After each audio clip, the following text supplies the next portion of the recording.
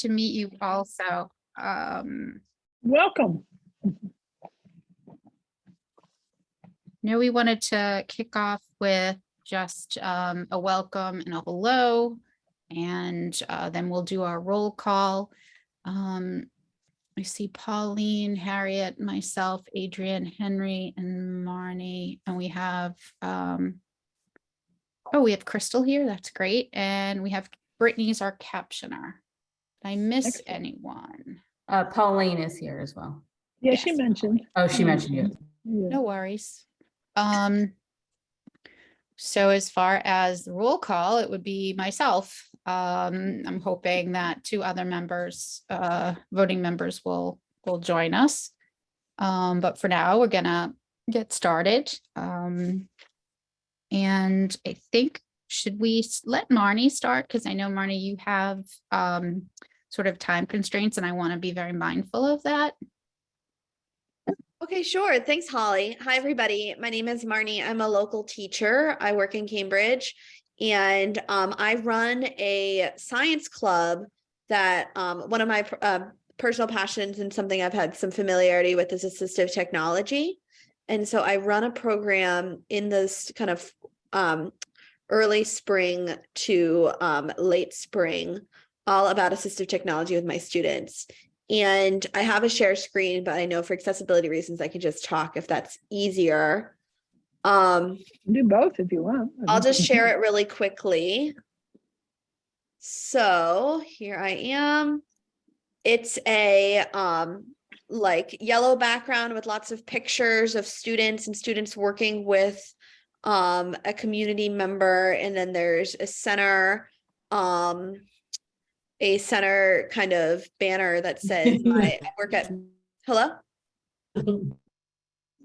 I work at Beaverton Middle School, and we're a science club. We're looking to partner with community members to help build custom built technologies to help with something simple, daily task.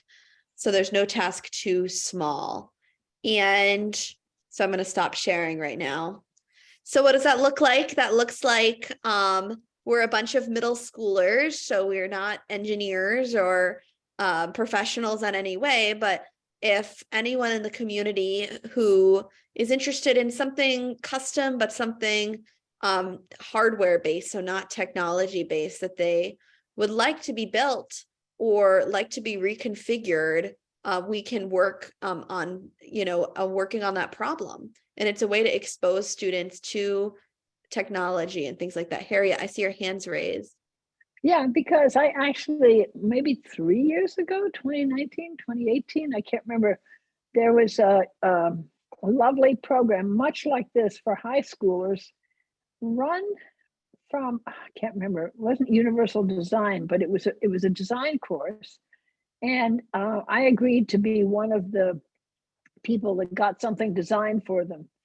And what the students designed for me was a sort of source bag for my medications, and it's adorable. But it's kind of needs renewal because one of my major medications comes in a different shaped bottle. But it's like a little carry bag basically. But they put, they even went so far as to put different shape kinds of, like a square and a round and so forth and so on. Not so critical, but it's wonderful to have an actual custom bag for my medications so they don't get away from me when I travel or whatever. So I don't know. That's just, I wouldn't mind having a project again with a couple of young people and see if they want to do it, Yeah, so, thank you. Yeah. I also have a friend who has a wheelchair, and she's forever looking for the perfectly designed carry bag for the back handles of her chair. And I can ask her, she lives in Malden. I can ask her about that too. These are exactly the types of projects that we could do. Again, will be like low commitment, a Zoom with the students, and then maybe visiting campus 2 times or 3 times total, and for about an hour each. And students really take the measurements, and that's their job to figure it out. And it's a way to help students understand, learn more about disability and also learn about ways to engineer for others. So I love It's running it's a it. great project. I'll try to think of some other stuff too, but that's a great project. Yeah, but so. to keep in mind, we're not even high schoolers, we're middle school, so Oh, this is expectations. mostly sewing, so I don't think it's too Yeah. hard. So again, if anyone is interested, I can provide my email in the best channel and you can get in contact with me. I should also say, I don't know the numbers of students who sign up until about a week before the program. So if I don't get a lot of signups, I may not need a lot of volunteers this year, but then maybe in a future year, we'll work with the project. So I just don't know those numbers yet. That's fine. That's fine. And just, but- I guess, if you send your email to Holly, she'll just send it out, at least to me and anyone And else, Marty, I you guess. can also put it in the chat box if you'd like, and then I Great. will make sure to follow up and make sure that's part of the meeting minutes. So you reached out to talk about your program initially and to see if there was interest or someone that we could connect you with that may have a need that your team could work on. Is there anything else that we can do? Would it be helpful if we shared your communication? If we At this point, I need to see the numbers for the club and then I'll see how I communicate out. But just the excitement and energy and those who are interested, if you know someone, that's really all I need. And I should also point out that we're able to compensate travel to and from the campus. So it's a volunteer gig, 3 hours maybe total over the semester, unless you want to, continue working with the students and want to spend, that's kind of the best part, is just uniting students with members of the community. But This is it's a low Pauline. commitment. What Sorry? school are you affiliated with? I'm affiliated with Buckingham Brown and Nichols. It's a private school in Cambridge. Oh, okay. And I teach middle Okay. school there. So yeah. So if anyone's interested, I'll send out my email, or I've sent it out already, and hopefully we can get some projects going. So keep me Great. updated, Marnie, and Wonderful. I will keep the commission updated. And if we have anything, we'll definitely reach out. But if you need further assistance or anything, you know how to reach me. And, Absolutely. I did send an email, a document that had a PDF of the screenshot as well as the physical document. So we could all be able to screen read it or visibly see it. The one thing I really liked was everything was set up in alt text. And the descriptions were there, which is really important for people who are blind or visually impaired. So It is. we thank you for that. Absolutely. All Thank right. you. You're welcome to stay on and listen. We completely understand if this isn't a good time for you to stay on, but we appreciate you being here today. Thank you. I have a Zoom shortly after that I got to do some prep work for, but thank you so much. And I hope everyone has a lovely meeting. Thank you. Thank you. All right. Thank Take care. Bye-bye. So I just want to update. Oh, wait a minute. We didn't have someone taking the minutes. We don't have a secretary, Hmm. do we, Adrian? I could go downstairs and get my computer and try. The one option you have, and I don't want to speak with him, but in a last resort, you could send Brian the transcript and he could do his best, but it is important to have a different record than the live transcript of these meeting minutes because they're not considered the legal record, even though they're considered a record. Correct. They're a tool. I will go grab my computer. I'm not great. How long is the meeting for? Till this is the first meeting, Kate, where we've a new time change, so going till Right. Till 9? 7 and 9. Oh, good. Okay, I can try, okay. I like the 7 start, because I just got home, but I don't know if I can keep doing the whole. That's fine. That's fine. I'll take care of this one, Kate. I'll take some right now. Oh, okay. And then I'll And take then over from Harriet, you. if you help, or yeah, maybe Harriet can do it, and we can, I don't know, try something. Okay. I have to run downstairs and get my computer, but I have my AirPod on so I can keep hearing you. You, Harriet, I'll do my best. Okay. Thank you. But after 8, I might get a little not so helpful. That's okay. So thank you, Katie, for being here, and thank you, Leanne, for being here. We now officially have quorum, which is great because we have some wonderful information to share, and hopefully we can vote on a few topics. I have David Thorpe is joining us at about 7:15, between 7:15 and 8. I see a call in. I don't know, Adrian, if you can see any There's other. nobody in the waiting room. Who is David Thorpe? Remind me. So David Thorpe is part of the Somerville High School Scholarship Foundation. right. They are a separate nonprofit organization, and they oversee all the donations and the process of which those monies are distributed to Somerville High School students. Some of them are endowments, some of them are through donations, and they are a vehicle in which we can utilize for our commission funds that we had discussed using for scholarship for high school students. And the Somerville High School Scholarship Foundation was what Mr. Bean had recommended months and months ago over the summer. Mr. Bean is the director of finance for the city, and he had suggested that we reach out and connect to them. And so last week, I was fortunate enough to get connected to David Thorpe.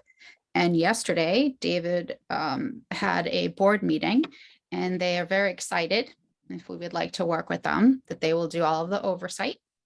And they will manage all of the funds, and we will have a choice of how the program works. And so I was going to go over that once David joined us, and he's available to answer questions. So let me just make sure he's not texting me if he's having an issue getting in. Nope. All right, I'm just going to keep going then, just for the sake of time. And I'm going to bounce all over the place, so please forgive me. I'm going to go over to the accessible parking fines funds item. And we've had many different lists and ideas, but I thought tonight we could please focus on making a decision to fund the scholarships, which is a topic that we've talked about, and also to decide a monetary amount that we would like to put towards the 2022-2023 Somerville High School scholarship year. We currently have, oh gosh, Adrian, do you have that number handy? I can look for it. We have a lovely nest egg. So anyone want to guess at how fantastic our HP parking funds account is at the moment? Sure. Give me a number. 25,000? 90,000? Oh, more. Like I saw Hi, a Lan, number at give me a some point number. that- I feel like I saw a number at some point that was over 100,000. Kate? If it wasn't over, it was definitely close to. No. Henry, come on. You're a participant. Crystal, anyone want to know? I'll go high and say 150. Crystal, if you'd like to participate, you certainly can, but I need a drum roll. I'm gonna go with. Thanks for everyone here and everyone from the city who 167. made this happen. We have $190,000, 689 bucks. Oh my. 190, goodness. 689. Let's just say December is a fantastic month for everyone to pay their parking tickets. Thankfully. And our team at the city is doing an amazing job of managing all of that. So Pretty phenomenal. I have one quick question. May I ask a question? yes, please. So are these meant for scholarship use for seniors? Are these meant for what educational opportunities? Have they already got a definition from the foundation, or is it up to us to support and describe some scholarship and what it might be used for with the students? Sorry, I had a hearing issue. You were asking how we would direct these funds through David Thorpe, which I think I see Mr. Thorpe. No, that's not what I'm asking. Oh, okay. Please ask your question again. Okay, so my question was, does the foundation predefine what its scholarships are for. And Nope. for example, college tuition, summer programs like that. I'm gonna let I David. can actually answer jump in that. and answer that question Yes. first. Let me Hi, introduce David Thorpe. Hi, Thank you, everyone. David. I'm David Thorpe. I'm president of the Somerville High School Scholarship Foundation, and thank you for allowing me to attend your meeting tonight and talk to you about the what the foundation does and to answer any questions that you have. To answer the question that you just posed, so the only requirement that we do have is that the student is attending some type of higher education, whether that be a community college, a four-year institution, and they do need to provide proof of enrollment to us before they receive their money. Wow. And, So, please and, finish, and David. just to give a brief summary of the organization. So we started in 1990. We're a 501c3 nonprofit organization, and our mission is to award scholarships to Somerville High School students who are graduating and pursuing higher education opportunities. And so we're made up of all volunteers. So we have on our board, we have former school principals, teachers, guidance counselors. We also have former mayors from the city of Somerville, people and just general members of the community who are interested in it. So like I said, I'd be happy to answer any questions. I spoke with Holly a little bit already, and I'm excited about any potential partnership that our organizations can have together. Great, thank you. So I'm going to jump right in and just give you sort of the high level information. From what I understand how this would work. The first thing that we need to do is agree to set up part of our funds and the dollar amount to go towards scholarships. And then agree that we would work this through the Somerville High School Foundation, Scholarship Foundation. And what that means is one amount would then be spent from the city directly to the foundation. And how that fund gets used would be something that we would decide.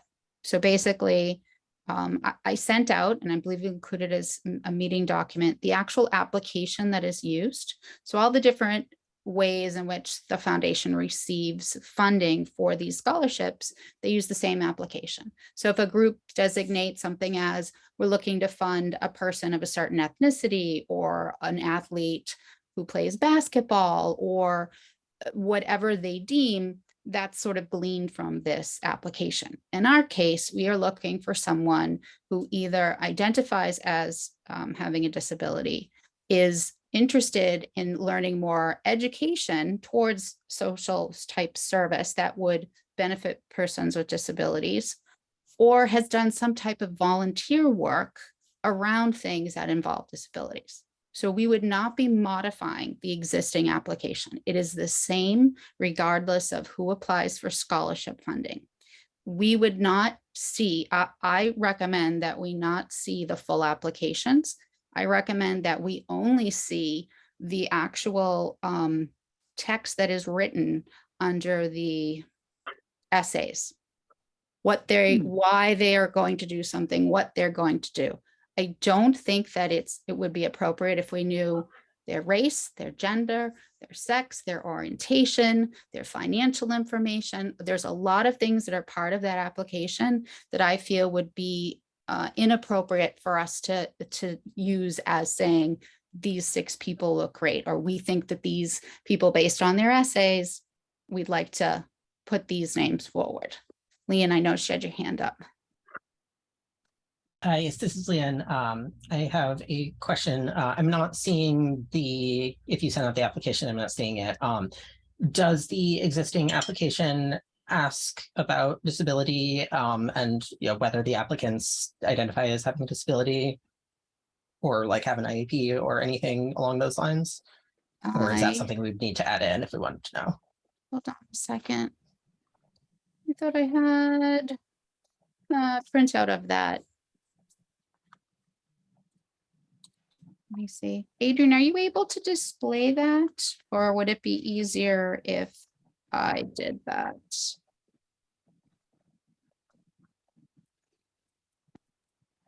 In any case, this is very exciting that we have funds. We want to share them. We And if have there's any- funds and if we, and if there's anything we need, it's educational funding for people. So I guess additional question while we're looking for that. Would this work as a like we would set criteria for who would be eligible for a scholarship from the money we were providing, and then I've forgotten the name of the group already, but the scholarship oversight group would sort that out, or would we get forwarded applications and some subset of the commission would be directly involved in determining who we wanted to award the money to? Lynn, I apologize. I'm not very good at multitasking. I just got the document to show up. Could you ask that question one more time? Would we as commission be directly involved in deciding who to award the scholarships to, or would we be setting eligibility criteria and then the scholarship oversight board, I've forgotten the name, would make the decisions while applying our criteria? So my recommendation is that we focus on, let me just show this application first, which will, I think, help answer some of the questions. Can everyone, I'm displaying this now on my screen. Is there anyone who can't see my screen? well, if you can give us a sketch, Pauline and me. Can maybe. you- Yeah, we're, So I believe I sent it out. I will make sure that you do have it so it can be screen read. Yeah, Holly, but we have to know that I don't think Pauline uses a screen reader. Is that correct, Pauline? no, not yet. Okay, so I'm gonna go through and I'm gonna go through the pieces of this application. Again, it is a single application that's used for all the different types of scholarships that are managed by this foundation. The beginning talks about basically their names, address, demographics, phone numbers, parents, emails. It does not, it asks if they've completed an application for financial student aid. It asks income questions. It asks about if you've been in any extracurricular or community service or clubs while attending school. And again, there's a section there that's free text for them to describe what those activities are. So I think their activities would be something important to us to look at. Then there is a section, there's a lot of activity section. And it goes into what your goals are for school. Are you looking for a gap year? Are you looking to maybe do a union job or vocational training, a 2 or 4 year college? And then there's a section to, free text if it's something other. So they're asking about what their goals are. And then it does ask what schools they may have attended within the city, or if other, you can include the city and town. But this is for people who are currently attending the high school. Correct me if I'm wrong, David. So these are students at Somerville High who are This is, juniors, seniors. So it is for seniors who are graduating. Okay. And just to add one other piece of context, this application is actually created by the Somerville High School Guidance Department. So our foundation is completely separate from the high school. We work together, but we are two separate entities. And this application is used by other organizations or other people that have scholarships and want to award scholarships that don't necessarily need to go through our organization. But it's almost like a common application for any scholarships that Somerville High School awards to students. So thank this you. is Pauline. How many how many students do you think about awarding scholarships to each year? So that Each- depends in other words- on, so again, they get inputs from lots of different resources. Sometimes they're a dollar amount or it's a number of scholarships. Again, they're looking for certain things. So the more funding that they have, the more they can give out within the stipulations. If David, if you want to give an example of either what the budget or like last year, what amount. Yeah, so scholarships. we've been awarding close to $100,000 a year in scholarships probably for the past. We've been able to increase the amount we give out. Probably, I would say within the past 7 or 8 years, we've been coming close to $100,000 each year. And when we have a number of scholarships, I don't know the exact number off the top of my head. I think it's somewhere in 35 to 45, around there. And those scholarships, some of those scholarships are in honor of certain people whose family, like when someone passes away, a family may choose to establish a scholarship. For example, we have one for a student who chooses to go into nursing, is pursuing a degree in nursing, or a student who's going to Northeastern. And so individuals may establish those criteria. And then we have about maybe like between 5 and 8 scholarships that the we call them like founders scholarships, and those are named after people who basically established the foundation.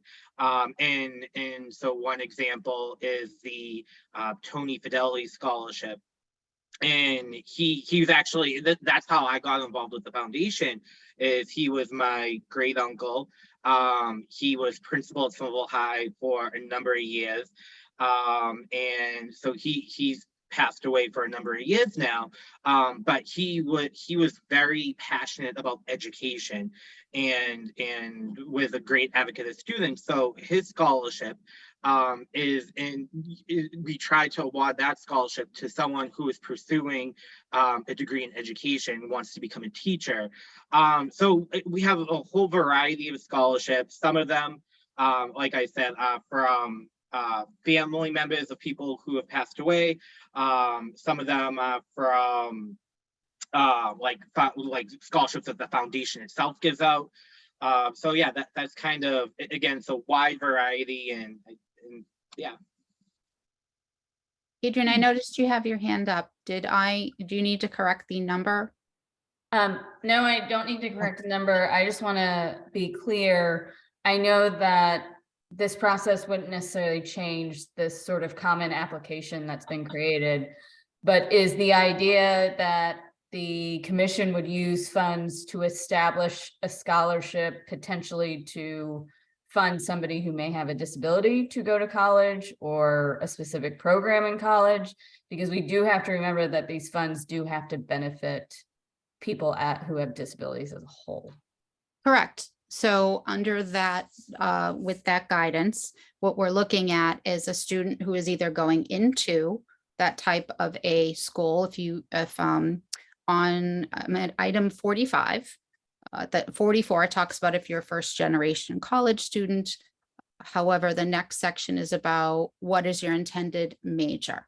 And within these categories, there is a section for education, there's a section for engineering, health, math, public service, that sort of gives you an idea of something that this person is intending to study, if it would then positively attribute to people who have disabilities. Would it be something that would lift them up? If we gave a scholarship to someone who wants to go into nursing, that would help people with disabilities. If we have someone the same who wants to go into public service, if we have a person who writes an essay about their interest in persons with disabilities, their history or identifying as being someone with a disability, or that they've done community service and why, and if that was to help people with disabilities. I think we need to be broad in when we're looking at candidates.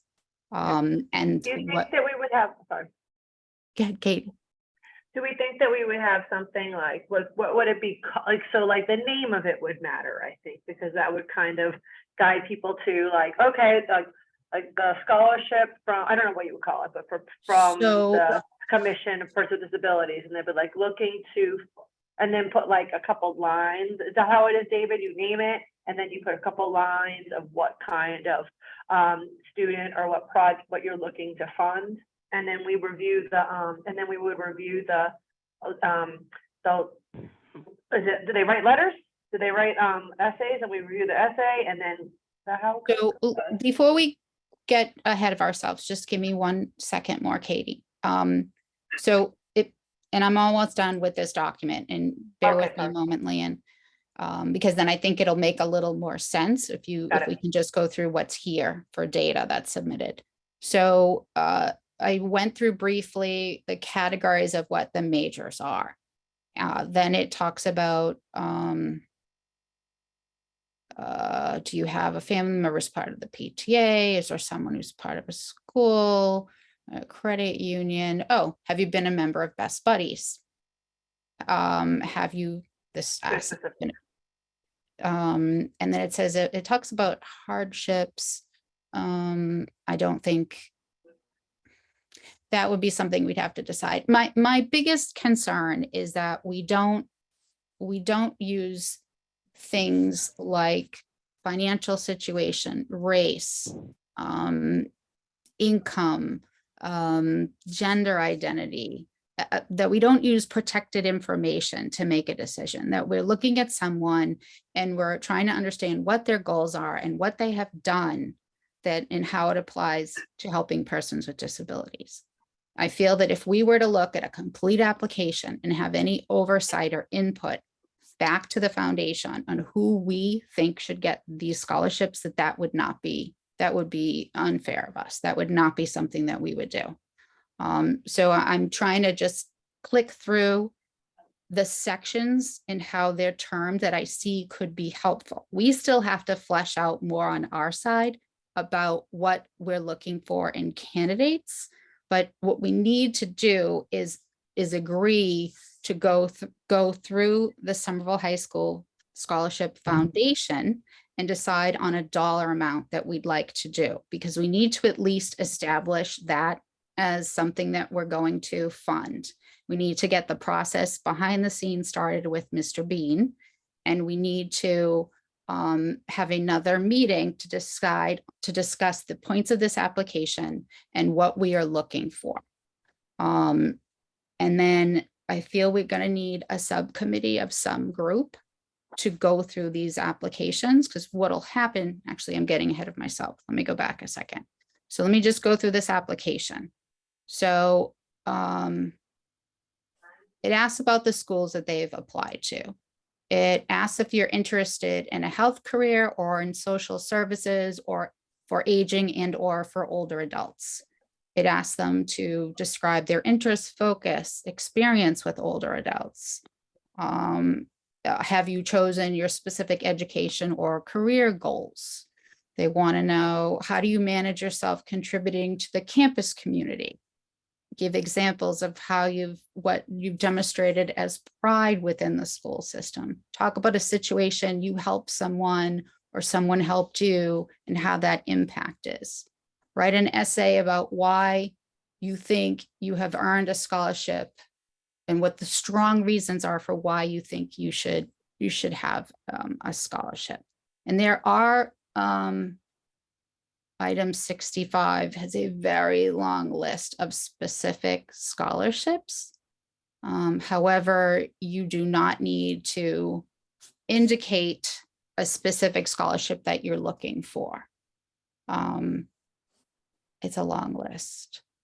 And then it asks if your guidance counselor wrote you a letter of recommendation.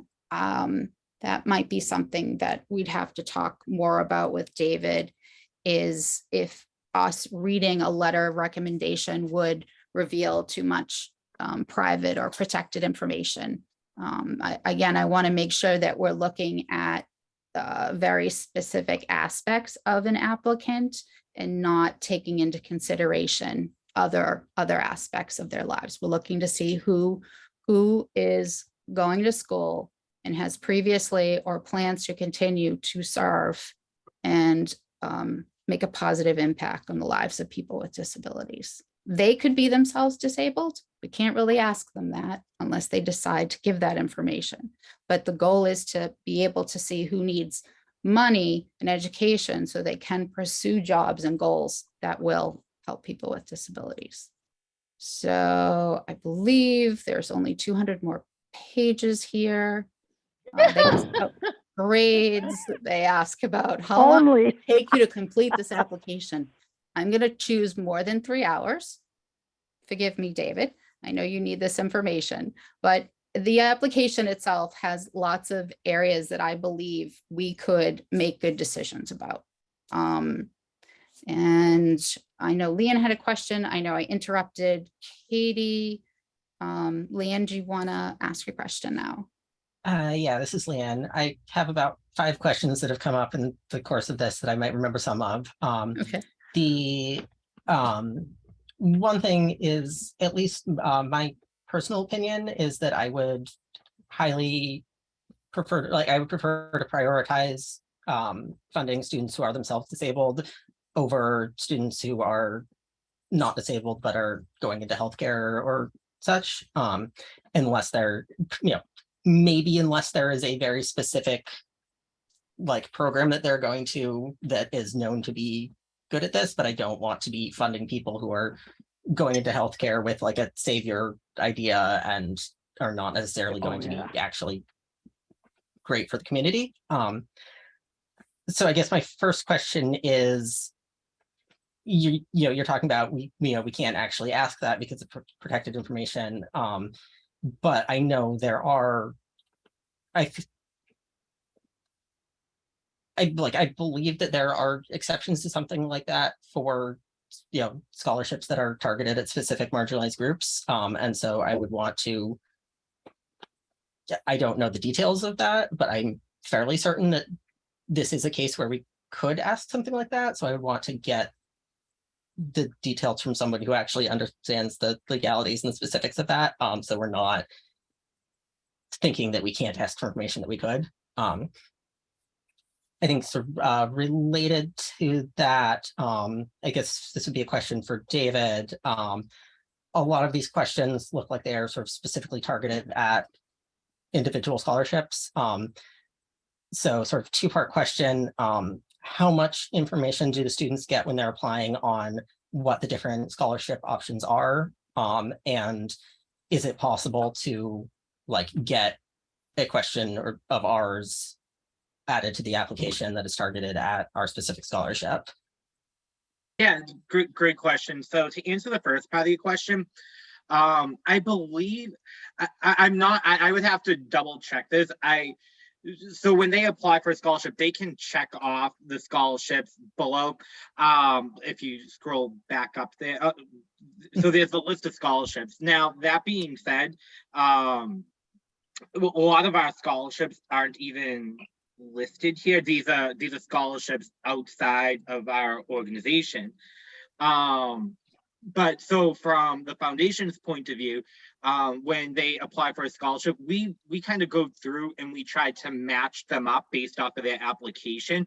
Out of the scholarships that we're awarding, what scholarship do their credentials best match up with, and then we award the scholarship based on that. And the students are told, like you said, a lot of these questions, like, are you a cheerleader? I can tell you right now that question was added because we received, the foundation received money from a gentleman, and his sister was a cheerleader way back when, and he was like, I want this money to be awarded.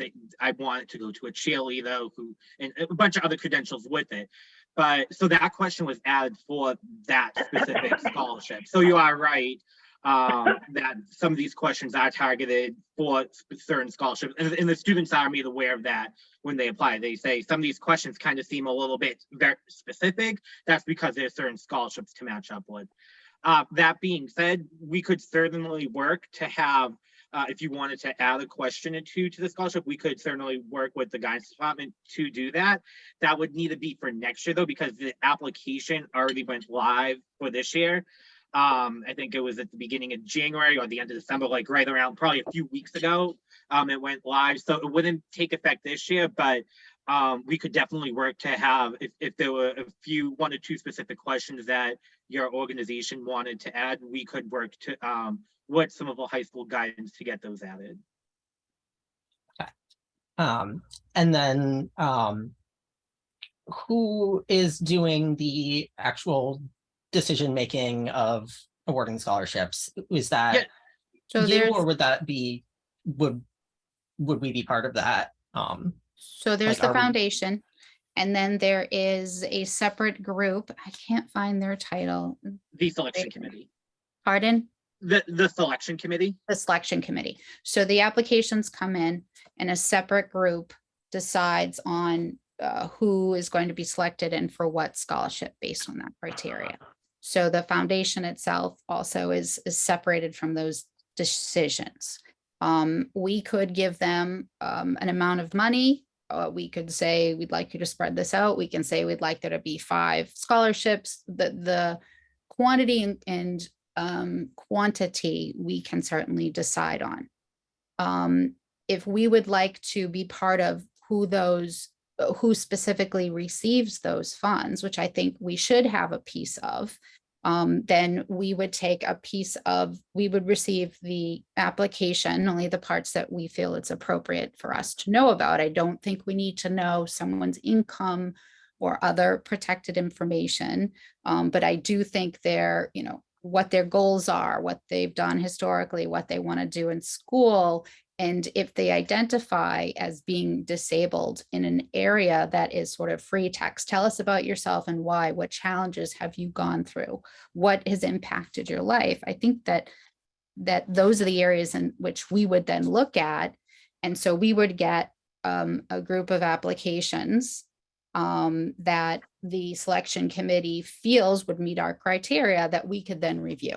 We could also look at all the applications, but I'm not sure if that would be necessary, but we would then have the free text information that's been screened by the selection committee that then we as a subcommittee could look at and see, are there 5 candidates? Are there 10 candidates?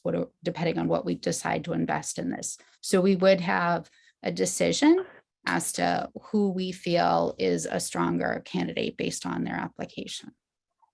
Does that make sense? Yeah, follow-up question. How many applications do you typically receive? And is there any demographic information that you've collected on how many of those identify as disabled, or is that not something that has been collected? I do not. How many applications, David? We probably, it varies depending on the year. Sometimes I think it's around like maybe about 80 or 90 in that general vicinity. But again, it varies from year to year. As far as the disability question, I don't believe that information is collected anywhere on the application. Now, I can say that I have served on the selection committee previously. And from the essay questions, I personally, this is my own opinion, I think that's probably the most helpful section because you can learn the most about a student from those essay questions. A lot of the tick the box questions, they don't really tell you much about the student, but you really learn about them through their essay questions.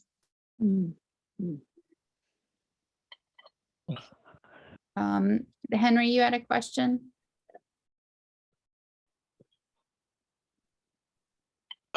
Yeah, I have a couple of comments. So if I may have about 5 minutes, I'll go through it quickly. Some of the things that I think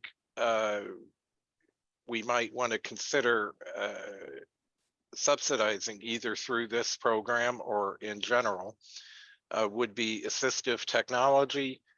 When I injured my wrist, I was provided with Dragon Naturally Speaking so that I could not have to write handwritten notes or type during meetings. Another thing that I know is a need is labeling things in Braille,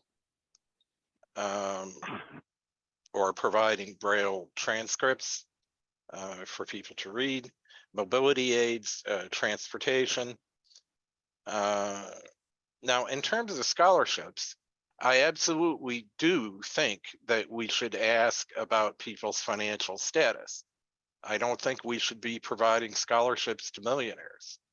I do think that we should provide scholarships to people who are homeless, to people who are indigent, and there's no way we're going to know that information unless that person volunteers it. Well, Now, these are high school students though, so if their parents are millionaires, we should be providing them scholarships instead of somebody who's an immigrant or a poor person. I don't think so. I'm not making any judgment or agreeing or disagreeing with what you're stating in any way. All I'm trying to do is sort of narrow, is to clarify that we're narrowing this funding for scholarships to high school students from our city who have applied for assistance. I mean, there is a question here about their estimated family income, but I don't, my opinion is that that shouldn't matter, but I don't represent the voting commissioners. But I want to make sure that we are talking just specifically about giving assistance for people who are pursuing higher education, who either have disability in their background, disability interests, disabilities themselves, or pursuing jobs that would affect people with disabilities. I mean, I don't know if David, if we were to be given, let's say 10 applications Excuse me, Holly, could I continue, please? Sure. Okay, thanks. So you've used the term protected information a number of times, Holly, and I don't really understand what you mean by that. For instance, if we're providing scholarships, it's absolutely appropriate for us to provide scholarships to disabled persons or for persons who are doing things to help disabled people. It's absolutely appropriate for us to base part of that decision on financial need. That information is not protected from people who provide scholarships. I mean, it's entirely commonplace at every institution of higher learning that I've ever heard of that they provide scholarships and financial aid primarily based upon financial need. I also want to say that identity is intersectional, and a person may be disabled and LGBTQ plus, or they may be biracial or a person of color. They may be an immigrant. And I think that we should positively regard those other characteristics when we're talking about granting a scholarship. That information, we may not require it, but we should ask for it, and we should positively regard favoring those who would most benefit. Now, I also have a follow-up question. And I just want to say, when you're talking about protected information, institutions of higher Protected education, classes, maybe that's what I should use as the term. But oh, please okay. continue. So we absolutely should know who is in a protected class if they want to disclose that information, and we should positively regard those applications. Now, institutions ask for demographic information all the time. There's no legal reason not to do that. Now, my question is to David, how is there accountability and lessons learned to follow up? For instance, if someone says, I want to use my scholarship so that I can become a medical professional and direct my practice towards aiding those with disabilities. How do we know that actually did that? How do we have metrics for success? And how is there support for people going forward? How do we interact with them when they receive those money? I'll turn it back if the chair would permit. Perhaps David would care to respond. Thank you. I'm sorry, I didn't understand the last part of what you said. You would, if you wouldn't mind repeating that. I'm asking the chair if they feel it's appropriate to permit David to respond to my question. I think it's fine for David to respond to your question. I just don't know if our debate about how this process should work is something that David can answer to. My question is, how is there accountability and lessons learned? David, do you have any response to that? I think that's a good question to be asked. Yeah, that's actually a question that gets brought up at the foundation a lot. How, and we discuss like what our role should be. I can tell you what it used to be was, and we actually eliminated this rule probably about 4 or 5 years ago, is that a student would need to show before they receive their money. They would need to show that they completed a semester of college. They would need to send us their grades. Not only was that an administrative burden, but it also prevented students who earned an award from utilizing that award. Like if they needed the money to go to school, by us not giving them their money until they complete a semester, we thought really wasn't equitable to the student to do that. So we basically eliminate that requirement, and the only requirement we have now is we believe what the students are saying on the application. That's why we take a full look at the application. We try to learn as much as we can about the student. That's why I'm saying those essay questions are just so important, to really learn about what drives them and what their passions are, and have they demonstrated that so far up to this point. Like, okay, they're saying they're interested in helping people, but their application shows that they only play football. How will they ever help? So they're saying something, and they're just saying it to sound good. So we really try to get a good understanding of that. That being said, like beyond, once we award the scholarship, we do not, I'll be perfectly honest, we do not follow up to see whether 2 years from now they've changed their major, or they've dropped out of college. We don't see that as our responsibility.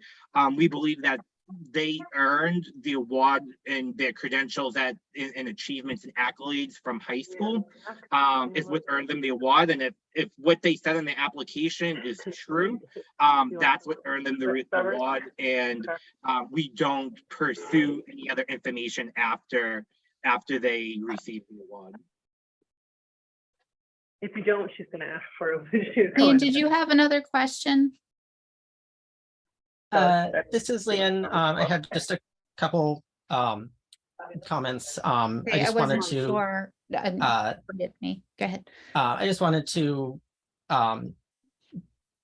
support what Henry was saying about.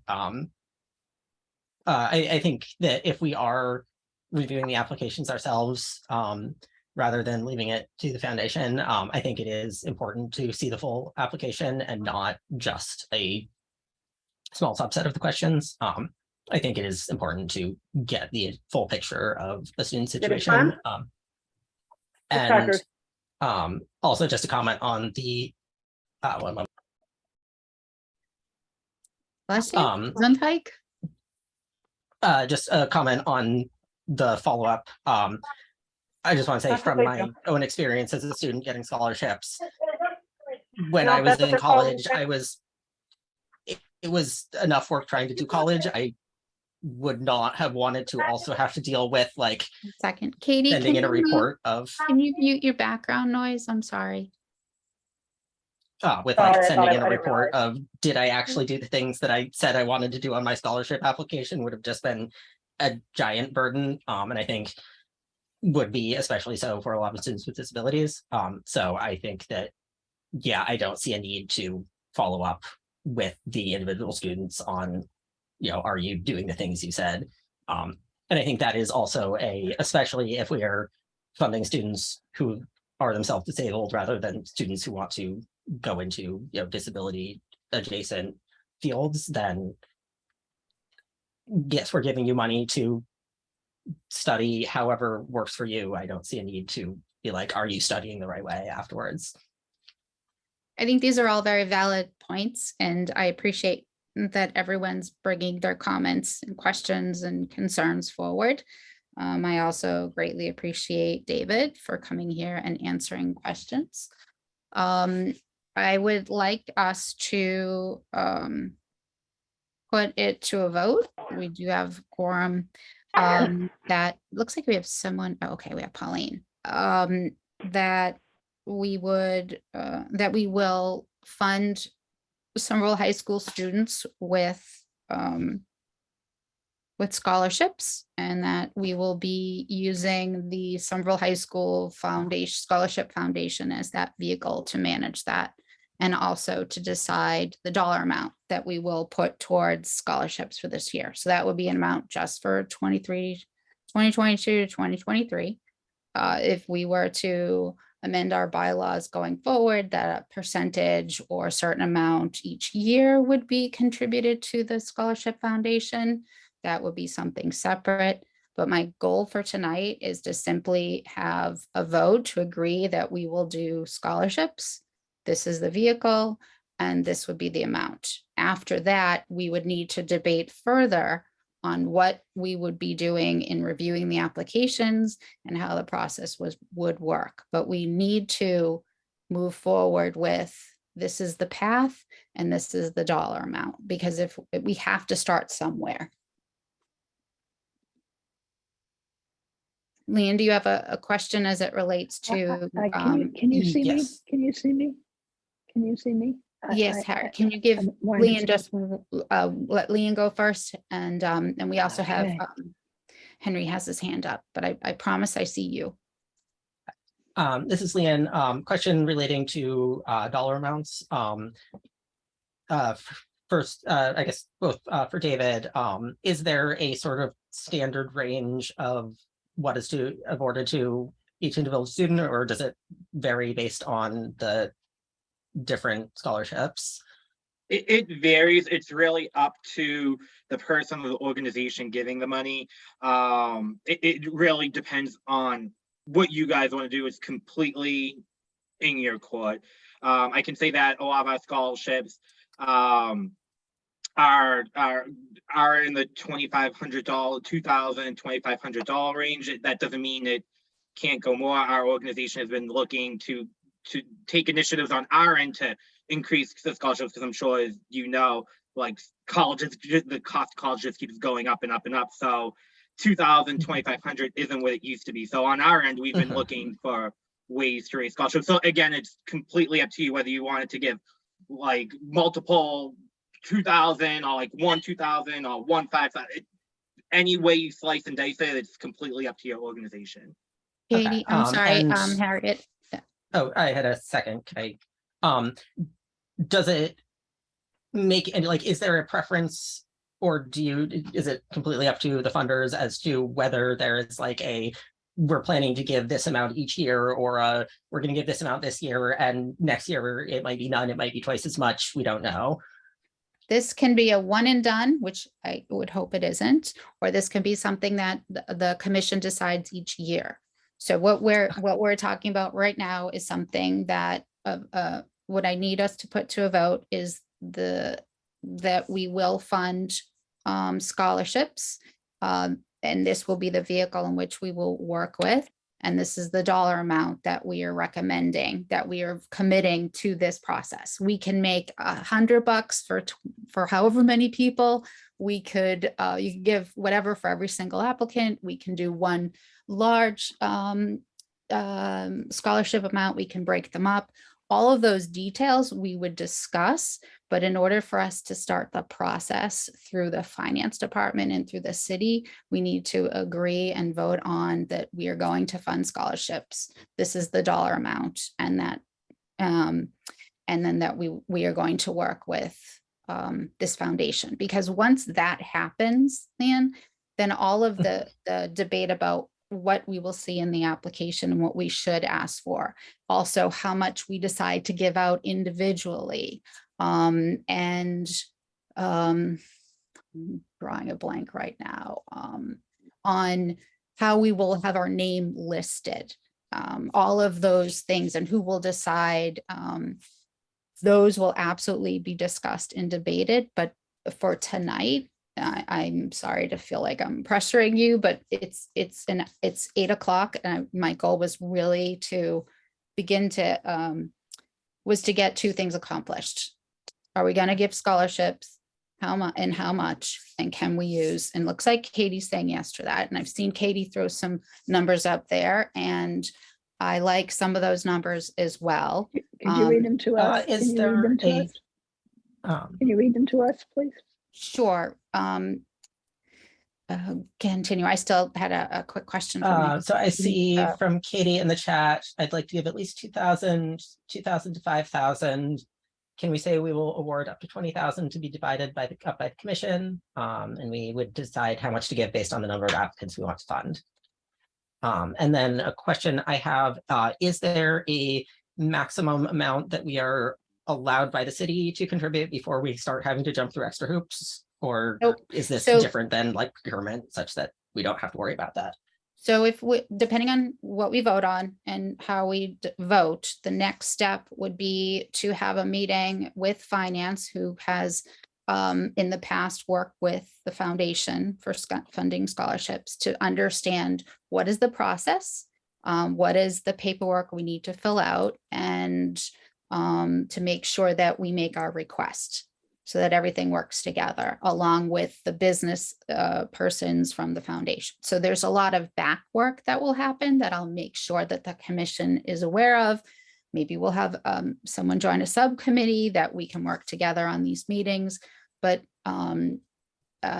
this isn't a situation where we're going to vote on a money and a check's going to be handed over. This is to get us, to commit some funds that we've discussed in the past for something we would like to fund. And then as far as who we select from those candidates, that can certainly be debated. I have my opinions, but I don't represent everyone else's opinions. So we all have comments, and then the commissioners have the ability to vote on how we do that. Harriet, you had a question. Well, I'll make it into a motion. I make a motion that we first simply vote that we are going to fund scholarships. For anyone who can't see Katie, because she's outside of your screen, or she has got 2 thumbs up and she's got a very happy smile on her face. Okay, good. So that I would like to separate these two. I like to say, let's just vote number 1. We're in agreement. My motion is that we need to vote on being in agreement as a commission to fund scholarships for the high school scholarship fund. Can we vote? Anyone second it for me? That's my motion. Okay, we have a first. I can't vote. I can't vote, can I? That's right. You made a motion. Do we have first? I'll remake that motion as a voting member just in case there are any, I don't know if you're technically allowed to, so just to make sure, Leanne will motion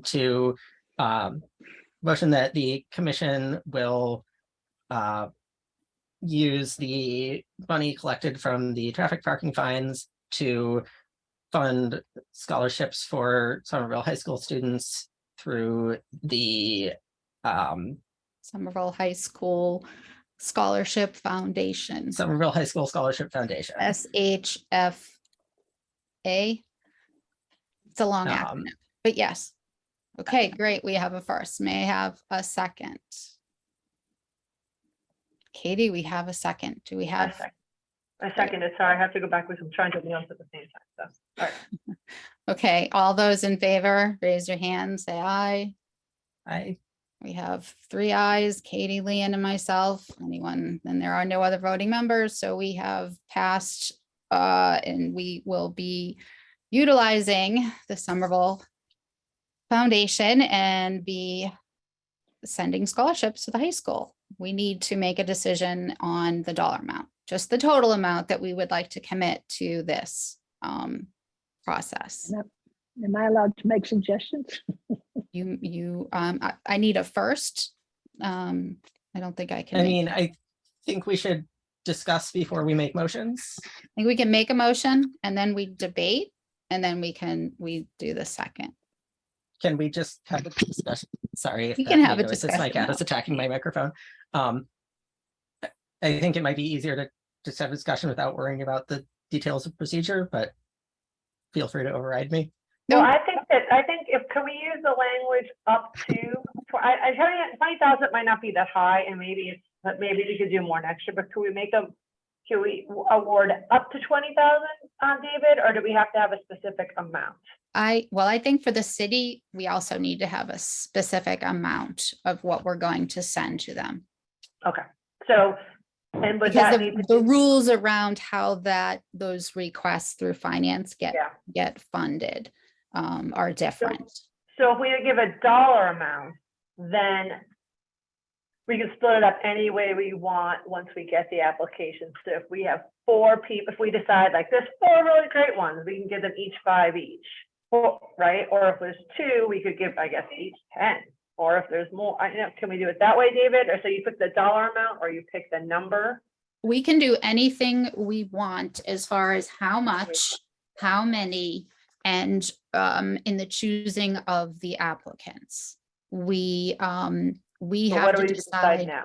Yeah. on what our criteria is for our decisions for who we'd like to give these scholarships to. And then we also need to decide as a commission how we're breaking up those monies. This is Leanne. I have a question for David. You might have a better idea than I do. I have vague numbers in my head for like the costs of like a private 4-year college. If someone were going to like a community college or a 2-year program, what is sort of like the average costs for that? Yeah, with recently. I'm sorry, I honestly do not know. Like I would just be pulling a number out of the air. Like I have a general idea of like the 4-year colleges just from my own experience and just kind of saying like, oh, what is it up to now type thing. But I honestly don't know. I apologize for that. That's okay. Leanne, did you have a dollar amount in mind? So my thoughts from my own experience is like the amount that feels like it is significant enough to sort of make the difference of, is this going to change whether someone is able to go to college versus not, is more up in like the 10,000, like maybe 5,000 if they're getting multiple scholarships area. And I'm not sure, am I way off board for if someone were going to like a 2-year or community college? But I'm thinking I would rather be, especially given that we have so much currently accumulated and we haven't managed to actually work out the details for spending it on anything else. I'm thinking more in like the 30 to 50,000 and for like, between 5 to 10 scholarships of 5 to 10,000. So I'm gonna better to me than like $2,000 scholarships. I'm gonna make a motion that we agree to fund with $50,000 of our HP funding to the Somerville High School Scholarship Foundation, $50,000 for the 2022-2023 application. I'd like to make a motion that we fund $80,000, but I don't know all the things that are on the list. I just want to put it out there. That's all. I mean, colleges are crazy and I don't know. Anyway, that's just my thought. Yeah. So, go ahead. And I think. I will second that. I will second it. You'll second that. Yeah, Leanne, I do think, you like- think that it should be a different, so I I would say think- yes, I'm in agreement. yeah, I was thinking 50 as a like enough to feel like it's significant, but a like small amount to figure out what we're doing and like how many applications are there actually that fit into it. But if other people are wanting more, I would be happy to support more. So, I have, I made the first motion, Katie made the second. We can vote if we, three of us, feel 50,000 is appropriate, or you certainly can disagree and suggest a different number, Lee, and that's perfectly fine too. Oh, I mean, I thought someone else had suggested a different number. Harriet had made a suggestion. So we have first, we have a second. All those in favor, please raise a hand, say aye. I'm not actually sure what we're voting on at this point. That we're voting on procuring $50,000 from our HP funds to be sent to the Somerville High School Scholarship Foundation. And that at this time, we're going to use $50,000 and we're going to ask finance to process that for us. That's all we're voting on. Then Ayes, yes, yes. We have 3 yeses. Thank you. So we have voted that we're going to work with the foundation. We have voted that we are going to put aside $50,000 from our funds to go to the scholarships. So thank you, everyone, for your interesting debate and your comments. And thank you very much, David, for making yourself available. And I would just like to add that this is the first piece of the process. Yay, Katie, I agree. We should all be clapping and saying wonderful things. And I know that many of us on the call today have taken a very big interest in not only in how we should use these HP funds, these parking funds that we have. And I know there is a whole longer list. You know, Henry mentioned some very important things that we should consider funding. And I was trying tonight to really have a laser focus on this one item, because it's something that we had discussed and it was something that I had found a mechanism for us to do. And it also had a time constraint. So I really appreciate everyone going through this process to get to this point. And then what will happen next is I will schedule a meeting with the city and with David and his team.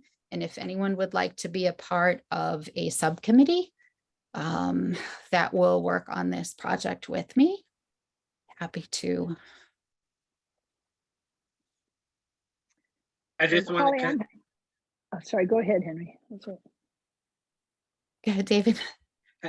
I just wanted to thank everyone for giving me their time tonight, and I really look forward to working with all of you. I know my organization is very excited to work with you as well, and I look forward to the future and seeing where this goes. And I know this money that you committed tonight will do so much to help, and however you decide to divide it, that's down the road, but that amount of money will make a difference to deserving students, and I'm grateful for that, and I thank all of you. Oh, thank you. We appreciate your help. So did anyone have any interest in joining a subcommittee to get into the deeper weeds? I'll be happy to do that. What is the timeline of this? So the applications have already been put in. Don't let the cat in. Sorry. And I believe, is it when is the decision sent out? I feel like it's February. The decisions are made, we start reviewing the applications in March, April timeframe. I think they're due to the high school by the very beginning of April. So March is when we really take a look at those applications. So right now the application is live.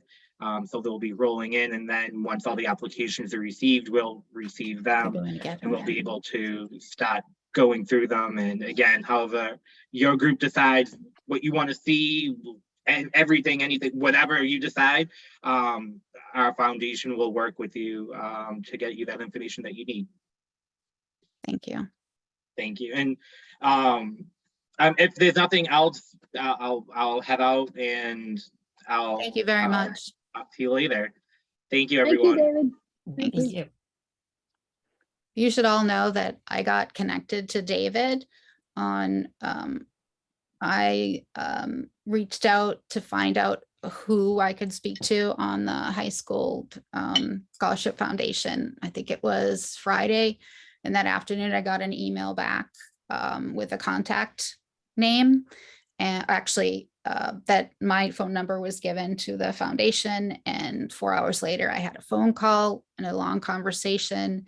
That was Friday. And on Monday, they put it to their board to vote if they would take, if they would administer our funds or any other funds from any groups that wanted to contribute to them. And they made that decision yesterday.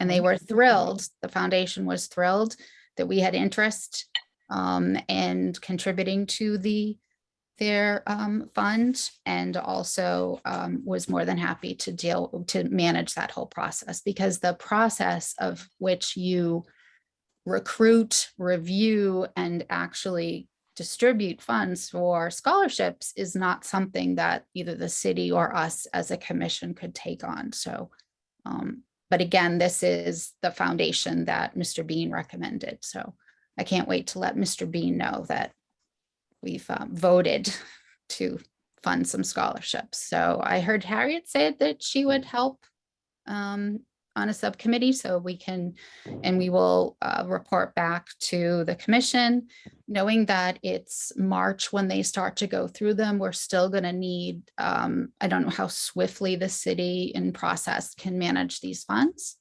but I'm very happy today. Leon, did you have? Yeah, and I think I could also be part of that subcommittee. Okay, that's great. There's a lot of lifting, but I think that between the three of us, that's plenty. And again, we'll make sure that we give regular updates, not, of what's going on.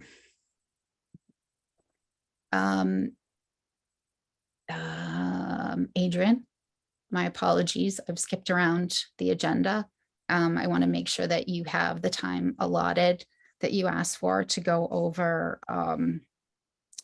for your report. You said you were going to include goals for the commission and the ADA survey. Yeah, a couple Please. things, housekeeping up front. I've gone ahead and emailed Ed and copied you, Holly, so it was fresh. And it will hit Ed's mailbox as soon as possible. Hey, thank you. So that's in there.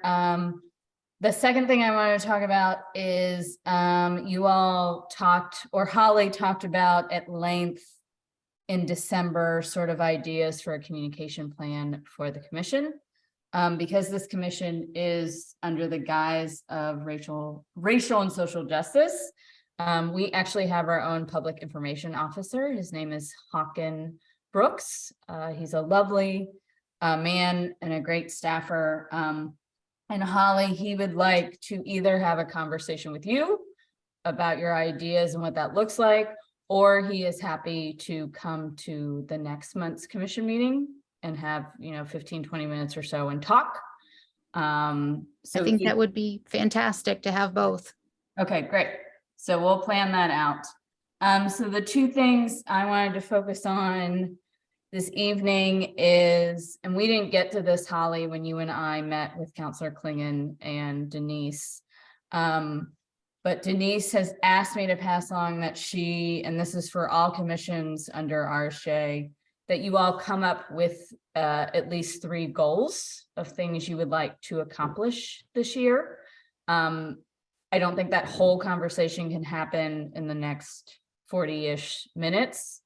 But maybe if you all wanted to take 5 or 6 minutes to start brainstorming, and maybe we can have a bigger conversation in February. But these are 3 things that you all would like to focus on, and potentially report on, to city staff, the community, etc. I would suggest one of those things, once this gets off the ground, would be the scholarship that you all just voted on. So if you all wanted to take 5 or so minutes to begin that conversation, I think that would be good.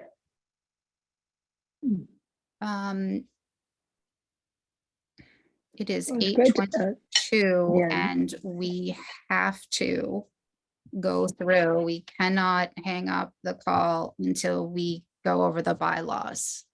So I'm going to ask that we table that discussion for the 3 goals. I think that's a very reasonable request. And I also think that it is great for us to have some goal setting.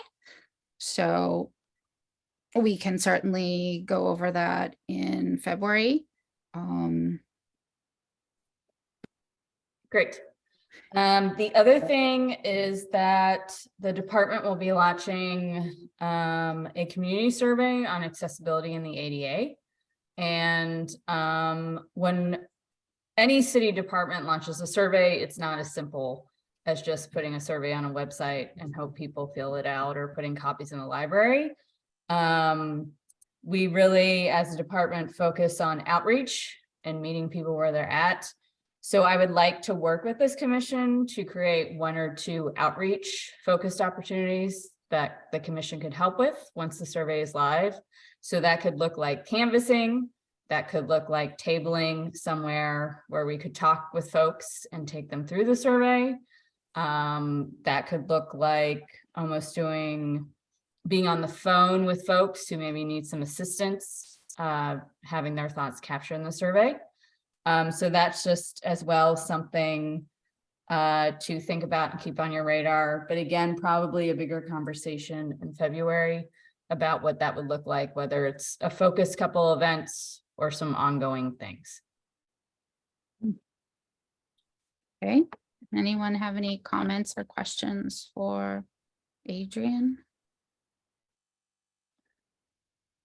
Okay. I'm going to move us forward. We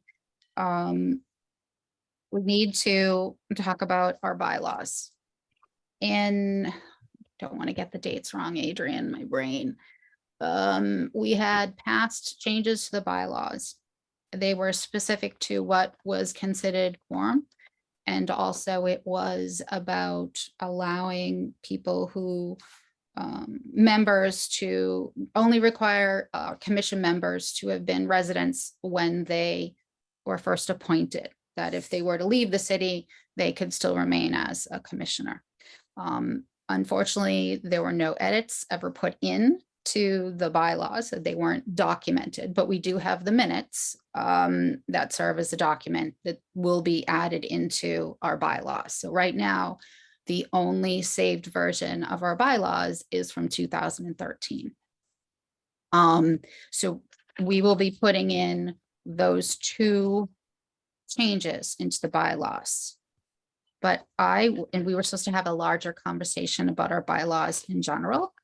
And the Massachusetts Office on Disability is the governing body, or they've been created by the state has appointed them as the governing body for all the commissions on disabilities within the state of Massachusetts.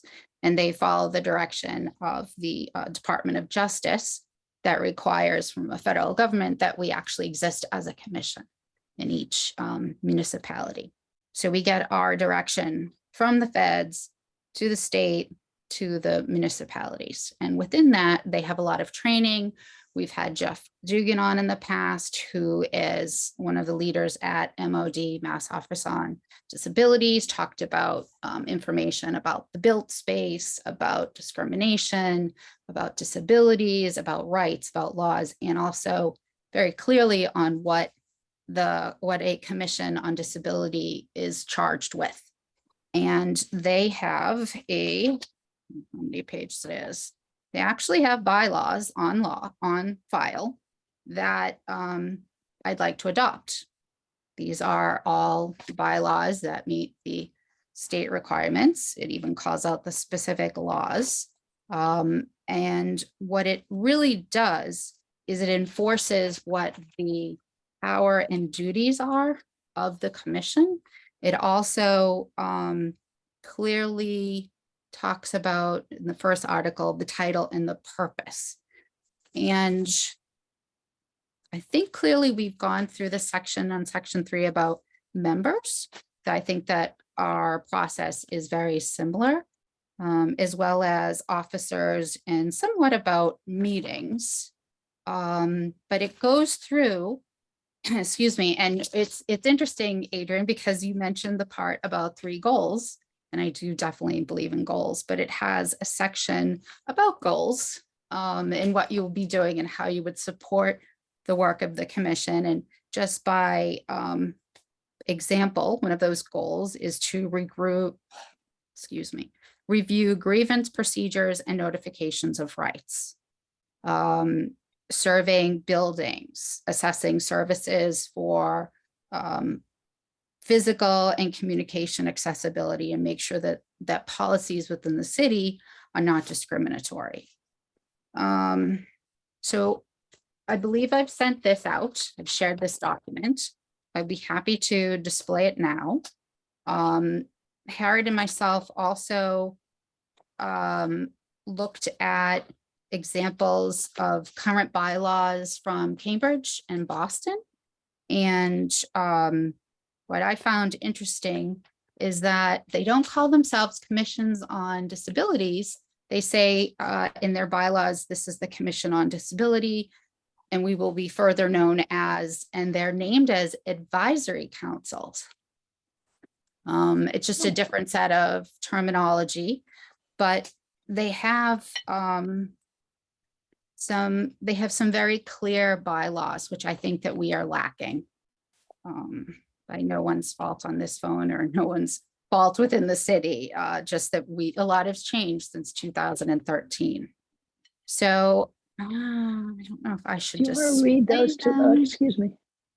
Do you want to read some of that to us, or what do we want to do? So I'm trying to think what the best way is to this. We have 30 minutes and. So Holly, I'm sorry. I'm just trying to be clear, putting on my staff liaison hat for a moment. Are you trying to revise the whole entire bylaws in the next 30 minutes? Sure, that'd be magical if I could. So please keep in mind, you are missing one voting member who I'm sure would like to participate in this conversation, although I can't speak for him. And that is quite a daunting task over the next 30 minutes. I agree. This is Leon. I will just say that I would not be comfortable voting on changes of the magnitude that it sounds like you're talking about in 30 minutes without having a chance to actually read through things. I don't see anything you've sent out recently about the bylaws. Just see if it's so I posted have on the not reviewed that ahead of time. And if you are going to have a fruitful discussion, then I will also need time to get whatever you may be proposing in terms of changes in language in Braille for Pauline, so she can have time to do that. And to Leon's point, I didn't see anything sent in terms of documents you sent recently in relation to this meeting. It's strange. Leon, again, I think definitely discussion can happen now. I don't think that I would vote on anything as significant as that.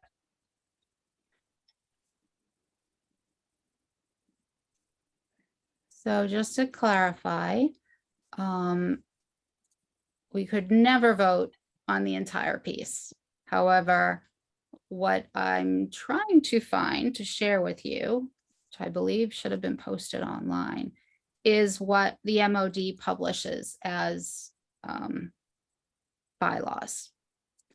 And to your point, Adrian, we have 4 voting members, and it's unfortunate that Brian isn't here to vote on the scholarship fund either, but we still can vote based on having 3 members. And I cannot find this piece of information. Here we go. Commissions, persons with disabilities. There should be event documents, agenda. Why do we have minutes? Are you going back to the website, Holly? I am online right now. I am looking at our website to see the material. Yeah, my point was, Holly, that not to stop a vote or anything, but the magnitude of what you're trying to do is a lot within the time frame. And number 2 is I don't think I saw when you sent the various documents to be posted to the email that I saw the MOD document for open meeting for bylaws. Okay. Can I make a comment, please? Of course. This is Harriet. So in my understanding, what you're proposing is not to have a vote on the entirety of the bylaws because we're not fully prepared. But I thought I understood you to say that on a particular portion, because we can amend some portion if that's what is that what you were recommending? I don't know, but that's just what I'm guessing because you're searching for a particular thing. And obviously we can't do the whole bylaws. I got that. We got preparation to do. So is that accurate? Did I hear you correctly, Holly? Okay. Yes, but I am in a deep pause at the moment. I have found the Well- sample bylaws from MOD and I am putting them in the chat. One other question that I am still unclear on after however long. Is there a standard place in the city for official bylaws to live? Is there some repository of this is the official bylaws that we need to be adding a new document to there? And if so, what is that place? So that's via the city clerk, Leanne. So anytime any committee or commission updates their bylaws, it's sent to her and the website and it is archived there. Therefore, if anybody comes along and says, can I see the current bylaws for the Commission on Persons with Disabilities? Somebody should be able to pull that up and get that to them. Okay. And This is Pauline. May I ask a question? Pauline, you may, but I believe Leanne was finishing their thought and then. Oh, go ahead. I'm sorry. Go ahead. So I think at least once, possibly twice in the time that I've been here, we have voted on updating the bylaws, but I've never actually seen an updated copy. Has that made it into the city clerk's? Yeah, so the issue here, Leanne, is because there is the copy that I have and Holly has, and it appears that a lot of people who came before Holly have, is a scanned document of the last time they were presumably updated, which was 2013. Yes, so as of right now, myself as staff liaison / ADA coordinator and Holly, we do not possess the editable, maybe the Word document of those bylaws, which is why those edits were not able to be made when you all made those changes. And then, so there's a couple ways to solve that problem, which I've talked to Holly about. She can speak with Bonnie and or Colin to see if they have a document, or somebody can volunteer to redo them in an editable format. Crystal, you had a comment. Hi, this is Pauline too. pronouns. The last time the commission went through and worked on the bylaws, I transcribed them myself into a Google Doc. I can find that Google Doc and share it in the chat if that would be helpful. That would be That'd be very fantastic. helpful. And I am failing at screen sharing. I can see this tiny little box at the top with a document. Katie, is that why you have that look on your face like I do? What the heck is that? I don't know why. I can't make it bigger. From here, it looks like it's screen sharing fine. For me, it's small because because I'm typing at the same time, so you guys are in the corner, so I can't see anything very well. But that's not. I can't even see it full screen. What does it look like to you, Adrian or Crystal? Or I can see your window and then I see all the Mac stuff on the tab to the you don't want to see all the Mac stuff I have open. It's the embarrassing. tabs or however the Safari organizes. Adrian, do you mind sharing the document? I can. Thanks, Henry, for putting this in the chat. This is the July 2013 version, so it is not the updated version. And this is the scanned ancient copy I've been speaking about. Yes. Yeah, I definitely remember seeing it. I'm probably thinking of the Google Doc that Crystal was talking about. I definitely remember seeing that. Did that editable one or edited one ever make it to the city clerk, or do they still also? I wasn't aware version? until this point that existed, but that will be helpful. So I have the 2013 version. We all can see in the link that Henry shared. And I also have the minutes in my notes of what we voted on to be amended in those bylaws. So Crystal, you're gonna send me that version. I can verify it against what's on paper and make those changes and then submit them to the clerk. So at a minimum, we will have the changes in place that we voted on and accepted. Oh, was it July 22, I believe. July? We can check the box on that. Okay, so what I am saying is this document is bylaws, and they're based on the Massachusetts general law, as well as the Rehab Act of 1973, and also what the AAB board and the ADA, all of which govern what we do, as well as other amendments and laws. So all of this has been pre-vetted. This isn't anything that we have to say that we've created on our own, not to say that we can't create our own bylaws. So we're on that first page. I'm just going to describe what we're looking at. Article 1, which is title and purpose, which is where we have the name of our commission, what city we serve, and the purpose of these bylaws is to establish our principles and procedures for the governance of this commission. And there's another little red document. I think I need to sit at a massive table with little piles lined up to be efficient. So I apologize. I do not have a large desk or even a table.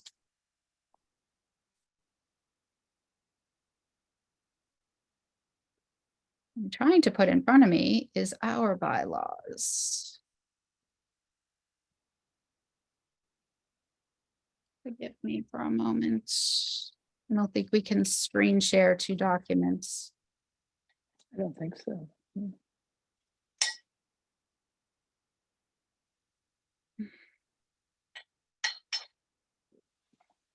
This is Crystal. If I can interject for 1 second, Please do. I put the link to the Google Doc that I typed up into the chat. There are a few suggested edits in the Google Doc of what I tried to capture from the February meeting last year of what was voted on, but I did not capture everything, which is part of why it didn't get disseminated to the commission, I believe. And there are a couple of typos that I tried to correct, but I typed it up as it was and put anything that I was suggesting, even if it was just a grammar edit or a misspelling, as a suggestion in green so that you would have the original or at least that's my recollection from a year ago. Thank you. I just opened this up and it's exactly what I was looking for. And I also have it, actually, let me print it. I actually have it here on paper. Okay. I'm trying to think of the way to logically do this within the next 7 minutes and 22 seconds. Because we're at a disadvantage because we all don't have the original and we all don't have the MOD version, although it is displayed, and some of us need it to be read to us. You know what I think I should do? I think I should call a special meeting just to look at bylaws and make sure that all the documents are sent out and have time for brailing, and that we find a time that we can meet as the full commission. Because I don't think it's fair for me to try to disseminate this information without having it physically in front of each of us or available in a way that we can access it. Sounds good. This is Harriet. Sounds really good to me. I had high hopes for today, but I must say I'm very proud that we have made a movement with the HP funds. And So you could do a special meeting, Holly, or you could form a subcommittee to do an initial review of the bylaws in comparison to the MOD template or suggestions, and then bring those suggestions to a chunk of meeting time in February, and then have a bigger discussion then. Because right now, based on what we've talked about, that agenda potentially has, you know, some stuff for me, which shouldn't take much time. You will have mobility present for 20 minutes or so. What I'm saying is right now you have the privilege of time because that agenda hasn't been fully set yet. But it's up to you what you would like to do. No, I appreciate your comments, and I believe and I agree with them. Okay. And thank you, Crystal, for having that. That is extremely. Yes, thank you very much, Crystal. Leanne, you had a question. I was gonna say, I think what would be most helpful for me, probably at least, would be to have sort of a plan before we leave today of what is going to happen before next month's meeting, so that we're all on the same page, whether that's like try to review the X and Y documents so that we can have the discussion started from there, or like, is someone planning on like doing a first pass of potential edits, just so we know what to expect and are prepared. So which I was unclear in the beginning if you were referring to future things for the February meeting, or if you were talking specifically about the bylaws, but I think you have clarified for me, and please let me know if I'm not correct, that you're talking about the bylaws, what we will do between now and February. Yeah, okay, like if we're moving the bylaws discussion to February, like how do we make sure that we are actually ready to have that discussion in February? Yes. So in my pile on my lap and my desk to the side is our version. I'm holding up, ladies, I'm holding up our version of the bylaws from July 9th of 2013. I also have a copy of the Mass Office on Disabilities bylaws, and I have what Boston and Cambridge have for bylaws. And I also, yes, so that's this piece here. And so looking at those 4 documents, I think that anyone who would work on this as a subcommittee would be comparing these and then making recommendations of what they would add into ours, as well as what we may decide to change that's in this. So just by example, I look at the MOD bylaws, there is a line that really says, we may have something very similar. Hey, Holly, this is Harriet. Since we have so little time left, can we make can the commission make a choice about a special meeting, you know, like in a week or 10 days, and then we will ideally have time, all of us, to read through at least the 2013 and the Google Doc, and I don't know about plowing through both of the others, but you know, like that kind of thing, you know, so just so that we can leave the meeting securely knowing, okay, this group of people will review it, or, you know, some procedural way we can work on it. That's what I'm hoping we can decide now. Absolutely. Let me just finish my because it's a sort of a simple explanation of what's in the bylaws with the Mass Office of Disability and what is in ours that were only based on things that existed in July of 2013. You look under powers and duties or purpose. There is a specific item called out. Maybe have the same columns that says under powers and duties of the commission is to file an annual report, which shall be printed in the city town report. And we do not, as I've seen, have that in our, however, that is actually a requirement of the commissions for persons with disabilities is to file an annual report to the city, as well as have that included in the city's report, annual report of the city. So we certainly could debate if that's something that we would like to have in our bylaws, but that's actually something that currently is a requirement of the commission since we had our bylaws updated and, you know, changed in 2013. So that's a simple example of something that I feel we should put in, because in the last 10 years that has become part of what we are expected to do, is to file those annual reports as a commission with the city. But again, that would need to be discussed and voted and accepted. There are things that are much more detailed that we may choose not to put in our bylaws. But I do agree, Harriet, that we need to have a plan. Look at what we have, what the state has, and what those other two, Boston and Cambridge, has. Who would like to join a subcommittee to review these documents? I know we have Harriet. That's fine. It can be Harriet and myself can review them. And then Harriet, did you say that you thought we should set up a time for a special meeting before February? Oh, yes. I do think so. And also the timeline, Pauline, in your experience, and Holly, in your experience, how long does it take for, I don't know if we use the National Braille Press, or, you know, or how we get things printed.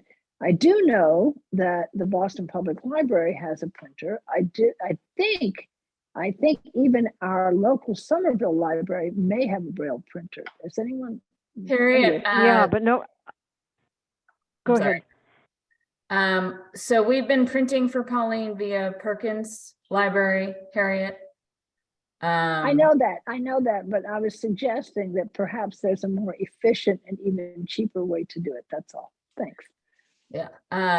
Currently our public library does not have a Braille printer. That is still in process, but that was part of the budget this year. Yeah, so we did get the money. It's just, it's a matter of getting the proper paperwork and bids, and a decision made through the city of how to spend those funds. But in the interim, it's a good question that Harriet's asking, Adrian. Is there an alternative that we can get this turned around in quicker than. I will check with Boston Public Library to see if their turnaround's any quicker than Perkins. Okay, or, I mean, are we paying a fee for these services? Yeah, those vendors. Would you mind, Adrian, if I also checked with the National Braille Press, which is where I've gotten stuff I from? had done an initial quote, Harriet, with the National Braille Press when Pauline made this request, and they were pretty sky high. Okay, okay. Can you All right, got just it. quantify what we pay now and what you've seen for other quotes? So I believe Perkins charges us about $9 to $10 per agenda, because for every one page, say a Microsoft Word document, it prints about 3 to 4 Braille pages in Braille. So they charge us per page of Braille. And if there's Oh my formatting God. they have to redo or something they have to change, then there's like $50 or $1 extra. So But this would roughly, be like 50 pages of documents, wouldn't it? If you're talking about the 3 sets or 4 sets of bylaws? they're not that lengthy. Try 60. Just to be, just to go a little bit more, but I would try 60 because there's an awful lot of, I don't know how print is laid out, but sometimes there seems to be an awful lot of blank space. So I You know. apologize, Harriet, you were talking about how many pages of output or how many pages are sent in to be transcribed? Well, they're going to charge us, if I understood you correctly, Adrian, they're going to charge us, if we send a page, it really will bulk up to 3 or 4 pages. Right. So we are Yeah, they charged charge- for Page of Braille. output. We are charged Yeah. for output. Understood. So we are charged by each Braille page $9 Correct. plus. Well, not So- $9 plus, it's per page. Right, but I meant, remember they said formatting 50 cents or something Yeah, more for and each page. as long as the document I'm learning is plain text as possible, meaning in a Word document, like they don't have to take a PDF or a PowerPoint and bring it down, then that helps Right. with the cost. Excuse me, there's a distinction between plain text and Word document. actually. Correct. Right. But there's probably a distinction too between a PDF format and a Yeah. Word. So Just what for I've been, instruction reasons is my guess, but. right. Yeah. So you're both gonna take a peek at what we could do for a faster turnaround. What I will do today is blind copy the commission on these 4 documents that I have now, just so that everyone has them. And then Harriet and I will find a time to start reviewing these. And then we will find a time if we can schedule a meeting before the next February meeting, or possibly just a separate meeting just to go through these bylaws. Maybe that's what we need to do.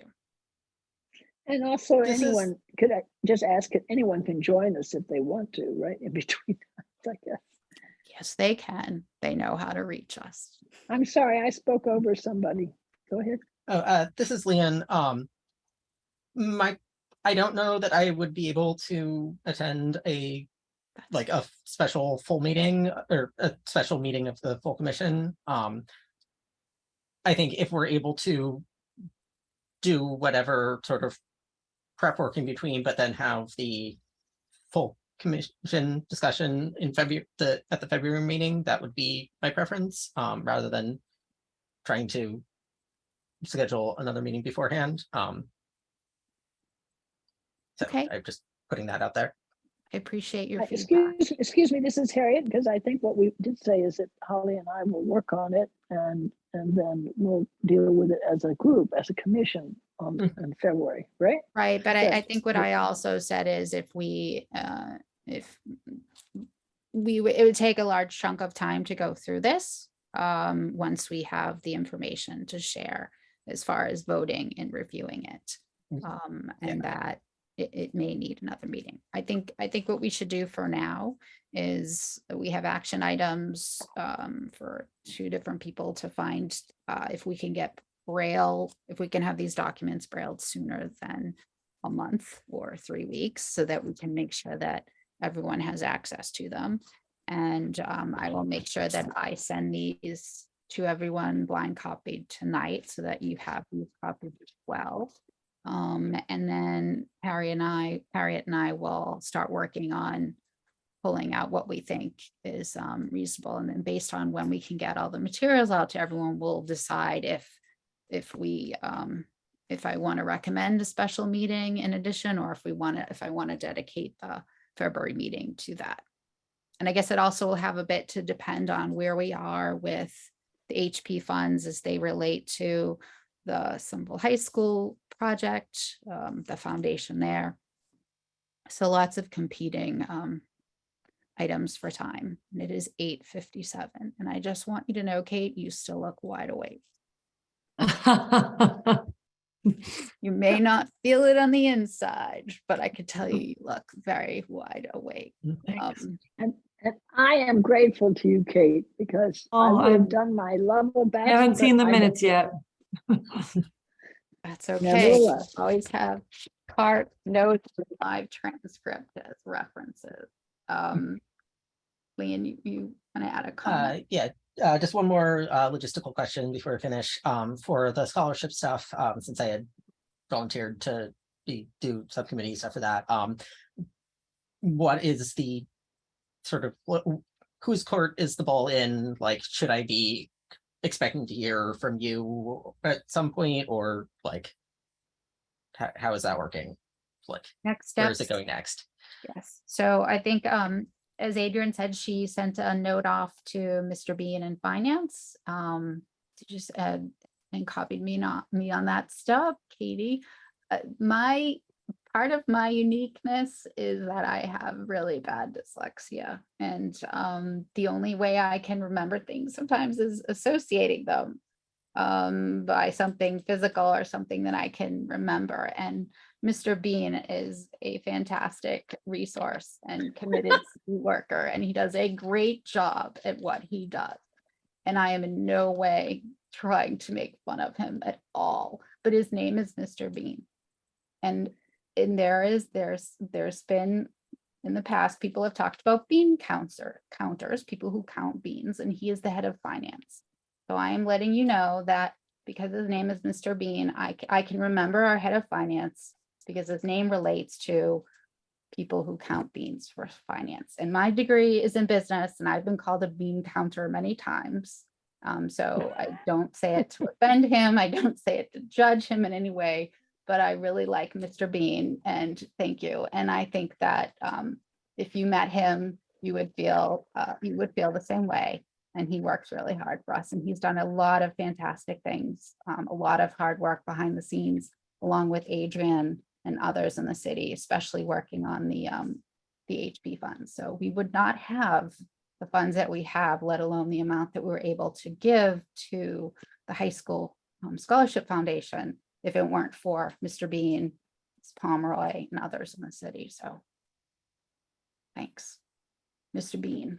Forget where I was even going with Mr. Bean. So the email went out, and I'll make sure that we figure out next steps, and I will keep you informed.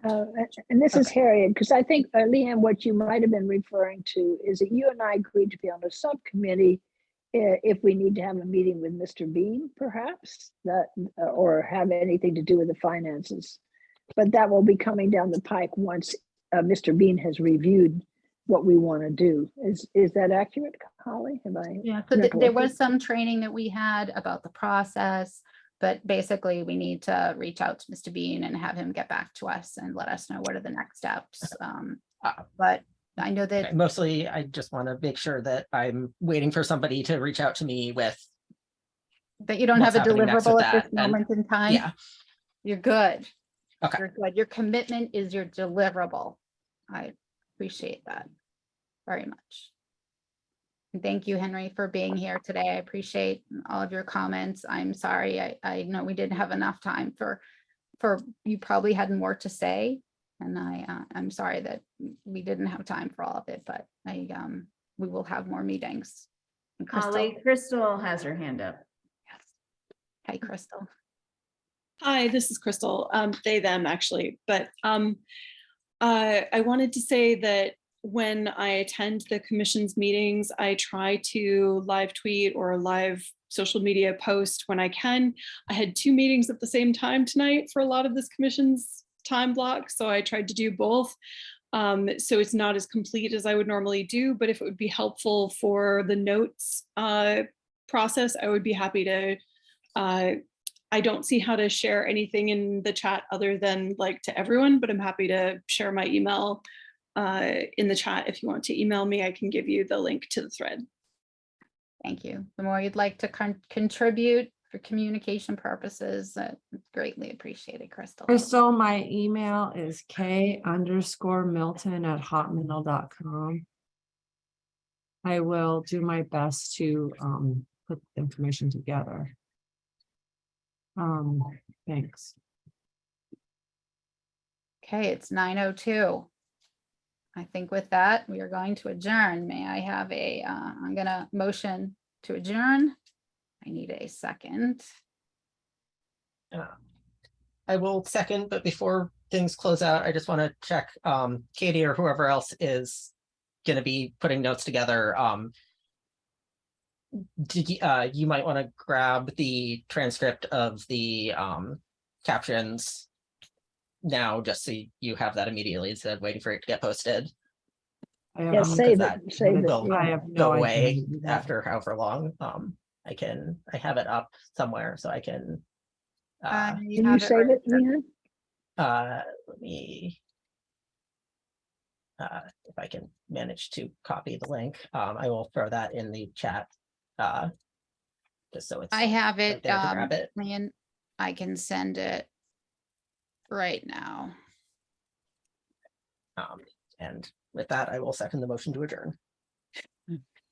All in favor? Aye. That's Okay. 3 ayes. Thank you, everyone. We're adjourned. It's been a pleasure. Appreciate everyone. Have a good Thank you, night Paula. Thank and you, everybody. Happy Thank New you, Year. everybody. Happy New Year. Yes.